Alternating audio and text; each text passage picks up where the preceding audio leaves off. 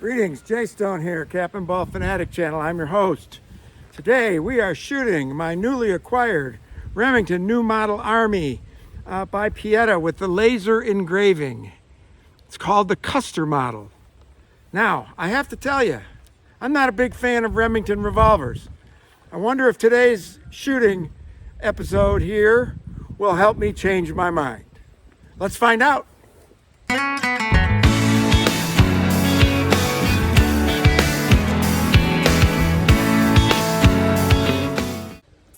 So, at the beginning of this video, I said I'm not a big fan of Remington revolvers, and I've had them, I've shot them, and in the past, I haven't liked them for a variety of reasons.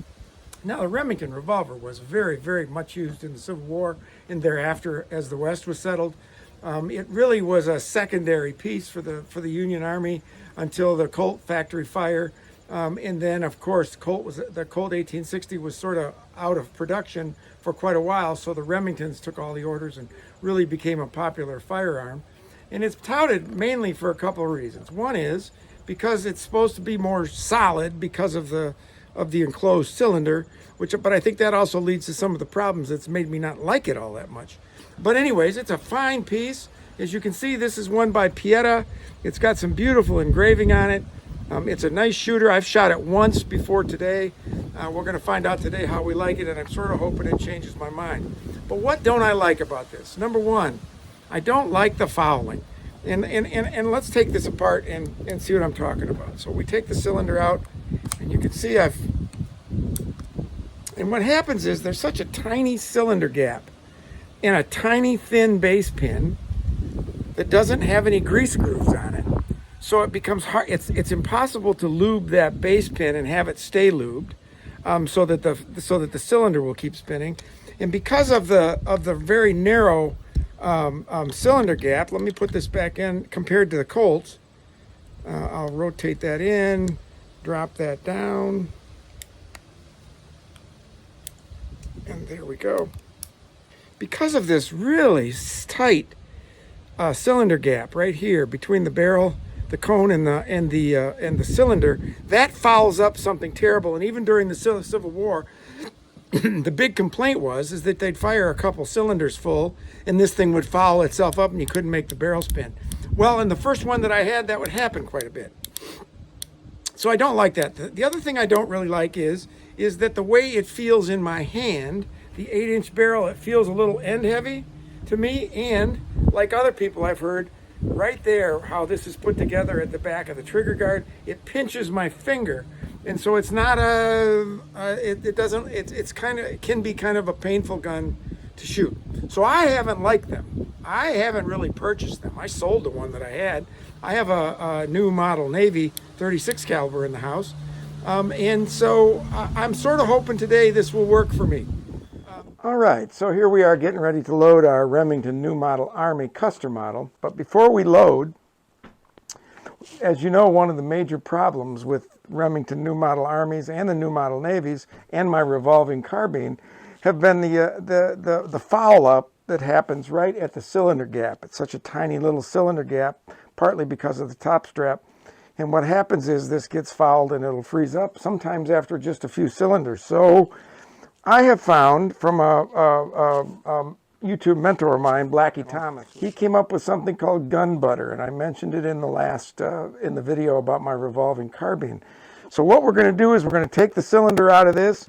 We're going to run a patch down through the barrel, and if it works like it did with my revolving carbine, it will keep this lube at the cylinder gap and keep this gun running. So. And I will put a link in the comment, in the notes, the show notes, on where you find this gun butter and whatnot. But let's put it to the test today. So the first thing we're going to do is put our gun on half cock, spins. We're going to drop the loading lever. We're going to lift up the base pin, and we're going to slide our cylinder out. Simple as that. We'll set that right there.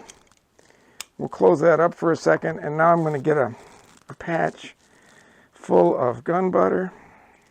I'll lube it up pretty good here. It's a cold day here in Michigan, so it really puts this stuff to the test when it's that cold. We're going to put it on the barrel. I'm going to keep my finger over over the cylinder notch, and I'm going to slide it down and bring it out, and then we'll wipe that off. So we've got that on. So now we're lubed up. So now we just have to put the cylinder back in. So we lift this back up on the right side of the gun, get the cylinder lined up nice and smooth, keep the loading lever out of the way, and then just rotate it counterclockwise. Drop the base pin, drop it down fully, load that back up, and now we're back and we're lubed and we should be ready to go. Okay, now that we've got the barrel all lubed up, and we hope that helps stop this revolver from fouling up, let's load this baby up.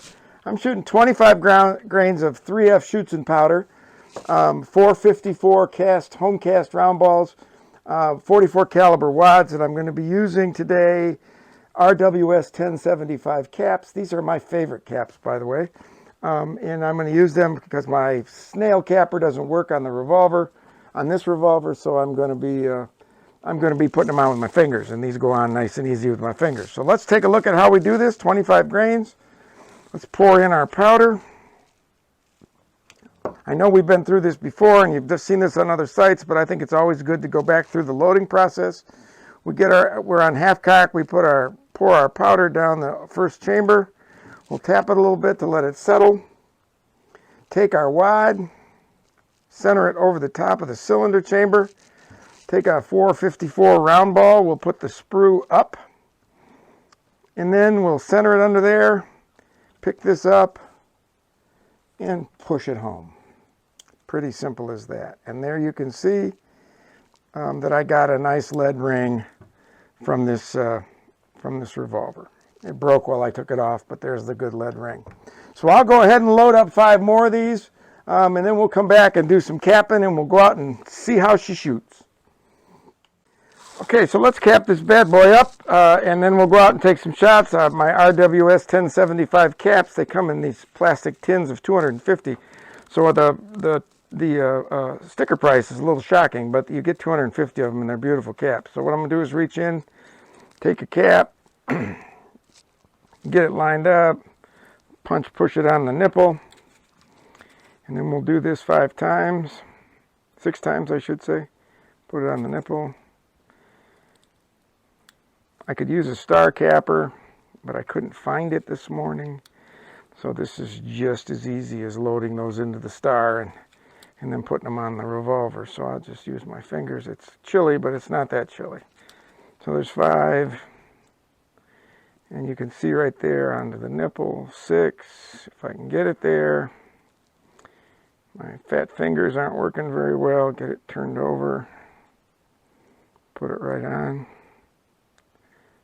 Then I'm going to take my carpenter's pencil that I told you about, and I'm going to push them down. You can feel them seat just a little bit, especially when you seat them with your fingers. Push them down. Now the Remingtons are different than the Colts in that the Colts have safety notches between the cylinders. The Remingtons have safety grooves. So you just pull it back, roll it over, find the safety groove, twist it a little bit, and now we're good to go.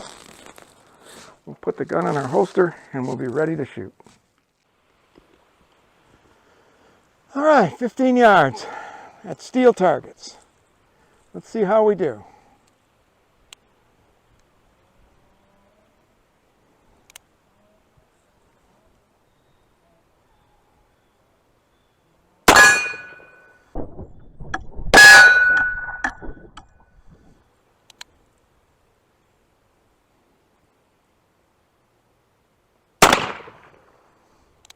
Missed that one.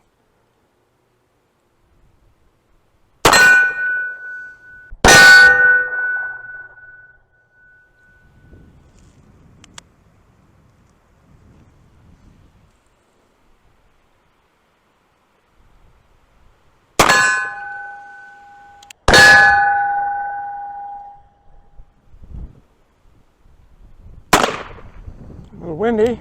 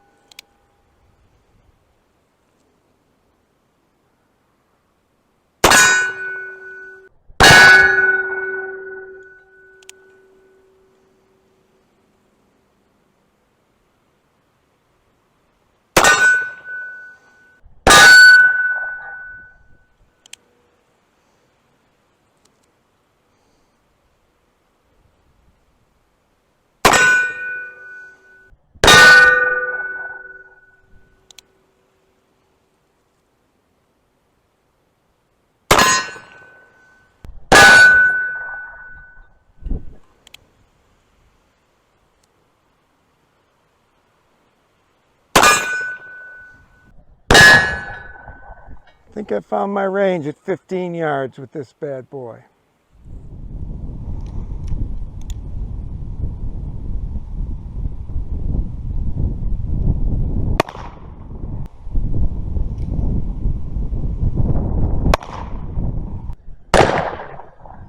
Low.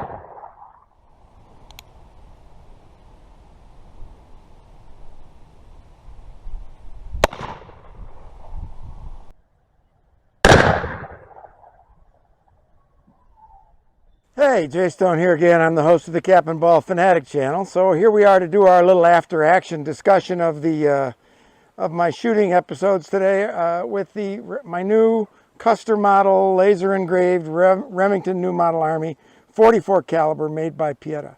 Beautiful gun. Yes, it is. And I had a really nice time with it. Remember, I haven't really liked these things, so I want to talk about that in just a second. But first, as you remember, when I was wearing the GoPro, we were shooting at paper targets, and I was trying to find my aim. So here's my 14 shots on the paper target. You can see this is I was aiming here and hitting here. I started aiming here, and then I started coming into range a little bit. So if you'll recall from past episodes in my string test video, which I will also link in the notes, I'm looking for at 15 to 20 yards. I'm looking at 3 inches or less on average from my point of aim. This is where I'm trying to hit. So I want my average hit to be 3 inches from there and in some kind of a group. You can see that I didn't do that. So I had a total shot inch range of 52 inches, 14 shots. So today it was 3.71 inches, which is a little out of what I'm looking for. But this is only the second time I've shot this piece. And I have to admit, I went into this thinking I'm not going to have fun with this Remington New Model Army. I gave you the reasons earlier in the video why I didn't like them. The main one was the fouling, right? The main one, the earlier one that I had, 2 or 3 cylinders, no matter what I put in it, bore butter, ballistol, no matter what it was I put in there, it would start to freeze up and seize up because of fouling. And so it just wasn't any fun to bring it out and shoot it. Also, I had trouble with the pinch of my finger with that other one, with the 8-inch barrel. Well, I'm going to tell you, today was a different deal. I actually enjoyed this, and let me tell you the main reason why I enjoyed it.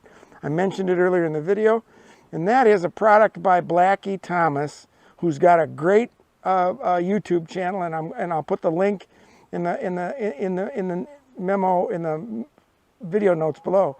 It's called Gun Butter. It's a concoction he came up with, and basically says that it's going to help these Remingtons spin. Well, I used it earlier when the weather was warm with my Remington revolving carbine, and you know what? It took it from my normal 3 cylinders before I had to clean it. I fired 70, 80 shots that day and had no problem with the barrel spinning. So today, as you recall, I ran a swab down the barrel. That's all I did. And it's colder weather, so I was sort of wanting to see what was going to happen when the weather was cold. And you know what? They're not all on camera, but I put 76 shots through this gun today to really give it its test. And the barrel is still spinning, or the cylinder is still spinning. It's still lubed, and it's still working great. So Blackie, again, the second time I've done this, this is fantastic. And I hope everybody who likes Remingtons, who hates the fouling, finds their way to it. It's really inexpensive. I think it's about 15 bucks a can. I'll put the website where you can order it online and a link to Blackie's YouTube channel if you haven't done it before. He's the guy that I learned everything from early in my career. So, also, the last thing I want to say is my finger wasn't pinched today. And as I shot this thing, as you can see here, and heard with the steel targets and saw with the steel targets, I started to find my point of aim. So it's just a matter of practice. So you know what? I might be on my way to being a Remington Cap and Ball revolver convert. Now I'm going to bring my new model Navy out and see if I like that one any better. Again, the Pietta, Custer Model, Remington New Model Army, laser engraved, beautiful pistol. We had a good time today, and I sure hope you had a good time today. If there was anything in this video that you enjoyed or that taught you something, please hit that like button. Please tell your friends about our channel. Subscribe to the Cap and Ball Fanatic channel, and we'll see you again down the road the next time.